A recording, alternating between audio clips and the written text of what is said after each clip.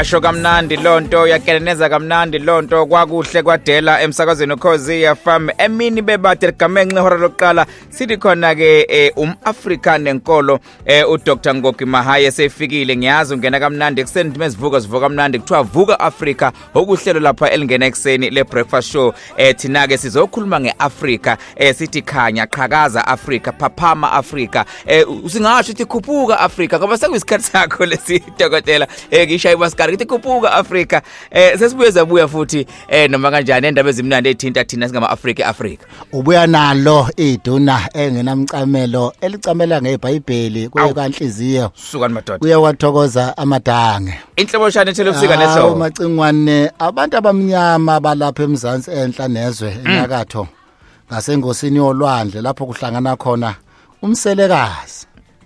abathi Canal ngesingisi igama layo bathi Suez ngelanga wengibukuthola ukuthi kwakuyini empeleni ubani oSuez sase sihlakazeka nezwe lonke sagudla ulwandle abanye bethu baye entshonalanga abanye bethu baye eNingizimu Afrika amantungwa kakhulu ashona ngasentshonalanga kwathi ke abenguni kakhulu bashona bona ngaseningizimu macingwane ngoba sidle ekhaya ngempela ke manje sesidle ekhaya impela ke manje macingwana ade sithi sidle ekhaya ke impela manje base ngifuna ukuthinta inhliziyo ngiyothinta amathambo khumbula ukuthi kuleli aviki kwakunosuku obelihlelwe icontralesa macingwana mawusakhumbula lolo suku lelo elalibele uholwa uzola Mkhiva kwalomhla ka8 kuMay 2021 uthiwa Ancestors Day aqophe kumlande Africa uba ngokuqala nqa sikwazi ukuthi ke manje ke sigubhe usuku lokhokhobela nesikhumbula ukuthi singobani sazi ukuthi sizalwa ubani ngakho macingwana ngifuna ukupholisa amaseko ngifuna uqala uNtu wazala umnguni yena umnguni ikakhulu wazala uXhosa ngoba kade ngichaza wazala uXhosa wasezala uNkosi enkulu macingwane okuZulu wokuqala uNkosi enkulu okuZulu wokuqala kodwa ke ngiqale ngapha na ezweni samaXhosa ngeke ngithinta igabagabeni kodwa ngiyafisa nje ukusho ukuthi uXhosa wazala uNconde uNconde wazala uTako wazala uPhalo wazala uShiwo uShiwo udume kakhulu ke ngoba wabe sezala uGcaleka noHahabe umuzwa wathi khona isizwe samaHahabe isizwe samaGcaleka siphuma lapho kulabo khokholoti babo samaGcaleka ke kuzalwa uKhawutha kuzala uHintsa kuzala uSahiri bese gcina ngoSigcawu uHintsa ke ukhuluma ngoSigcawu nje yabona ke ngizwe ngabo ke lapha impela bacoka kucima ibani ngoba kucima ibani mawusele impela usahlehle kakhulu uyihlazo ukuthi uthi umAfrika ungazazi lezi Afrika bakungazinto lezo wazi bese nje wazi ngalaba kuphela ke amahabe wona ke akuvela khona umlawu noNdambe umlawu abe noNgqika noSandile osekhona namhlanje nangapha kuNkosi enkulu esithi ke nguZulu wokuqala ngaphansi kwakuqhamuka uzala ulubolo lwenja igama le untwekeka okwahamba ke elinye lamaqhawe amakhosi kwaZulu uJama asiyakhona kwaShandu kwambatha asebona ukuthi hayi masithi ulubolo lwenja hayi ngcono sithi ondabezini but ngisho nje ukuthi umlando abantu bawazi ukuthi uqhamuka kanjani uzala ke yena ke mangaya nje kulolu hlalo lwakho olunye uzala uWabhana la besagcina sesibabiza ngamabhaca uWabhana yena wazala uDidi noDiya ayinyakaza amacingwana amathambo alaba bantu basikhuluma ngabo nje babanemndeni ephilayo namhlanje esithi amasibabiza bese bothi awukade umsakazo Ukhozi FM kanti owethu uyakhuluma nangathi umbona ukuthi sikhonda khonda phela lesi owethu sonke singama Afrika uHushe wazala uZelemu wazala uBhaca madoda kunomlando ukuthi kwathi amabhaca kanjani engengene uBhaca wazala uKhalibeshe kulo ungani uKhalibeshe ke wazala uMadzikane benoncaphayi uMadzikane wazala uSomnyanga noMayekiso oyena wazala umdutshane nocijisile noma Jangaza kwathi ucijisile ke wagcinezale ke ulokungana ubheka ukuphiwa okuyena osaphilayo namhlanje ophilayo namhlanje nami yikho nje macangana phela zidle ekhaya bese size kuona amaZulu siwakhipha khona lapha na kunkosi enkulu ngakho isizwe samaZulu sethwe nguZulu kaMalandela ozala uphunga noMageba basuka bona ke kumnguni futhi kokuqala lo mnguni osesuka kuMalandela ozala unkosi umnguni wokuqala hayi oswamalandela umnguni wokuqala ozala unkosi enkulu okuZulu wokuqala kuZulu bolwenja kwase kuphuma oGumede kwaphuma umnguni ke wesibili lo mnguni wesibili ke ozala uLuzumane lo Luzumane ozala uMalandela noNtombela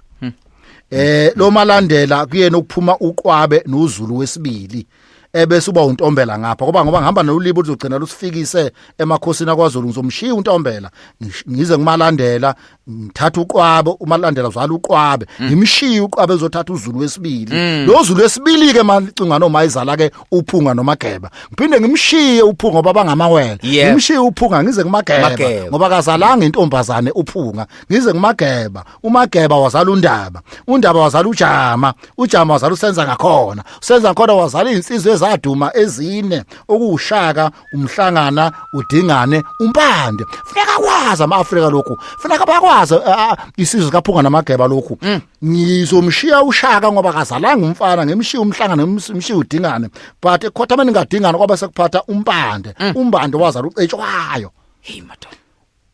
uCetshwayo wazala inkosi uDinuzulu inkosi uDinuzulu adala inkosi uSolomon inkosi uSolomon zala inkosi unyanga yezizwe inkosi yanga yezizwe yasezala inkosi lena esanda kwebuza uBhejane ephuma eqiwini kade bekuvalela hey madoda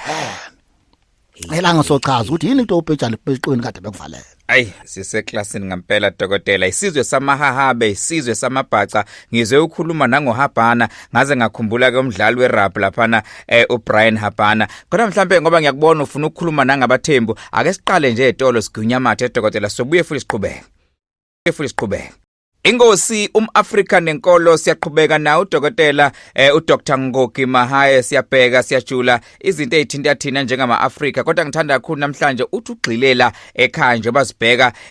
ukwehlukahlukana kwethu sila ngaphakathi eNingizimu Afrika njengamanje ke ufuna ukukhuluma ngabathembu udokotela ake singene kubona abathembu